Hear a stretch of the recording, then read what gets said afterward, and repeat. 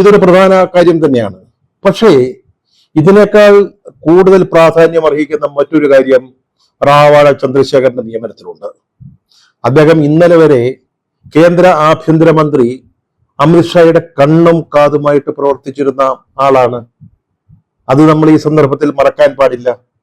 പറഞ്ഞല്ലോ, intelligence ബ്യൂറോയുടെ special director. അത് മാത്രമല്ല, ഈ അടുത്ത കാലത്ത് സെൻട്രൽ സെക്രട്ടേറിയറ്റിന്റെ സുരക്ഷാ വിഭാഗത്തിന്റെ സെക്രട്ടറി ആയിട്ട് അദ്ദേഹത്തെ നിയമിക്കുകയും ചെയ്തത്. അതായത് കേന്ദ്ര ആഭ്യന്തര വകുപ്പിലെ വളരെ പ്രധാനപ്പെട്ട പദവികൾ കൈയാളിയിരുന്ന ഒരു വ്യക്തി. അദ്ദേഹത്തിന് ഇനിയും സർവീസ് ഉണ്ട്. 2027 വരെ കേരളത്തിൽ അദ്ദേഹത്തിന് DGP ആയിട്ട് തുടരാൻ കഴിയും. കേന്ദ്ര സർവീസിൽ ഇരുന്നിരുന്നുവെങ്കിൽ കൂടുതൽ കൂടുതൽ ഉയരങ്ങളിലേക്ക് അദ്ദേഹം പോകുമായിരുന്നു. അങ്ങനെയുള്ള റാവാഡ ചന്ദ്രശേഖർ എന്തുകൊണ്ട് കേന്ദ്രത്തിൽ ലഭിക്കാമായിരുന്ന അഭികാമ്യമായ പദവികൾ ഉപേക്ഷിച്ച് കേരളം ഒരു കൊച്ചു സംസ്ഥാനത്തെ പോലീസ് മേധാവിയായിട്ട് ചുമതലയേൽക്കുന്നു?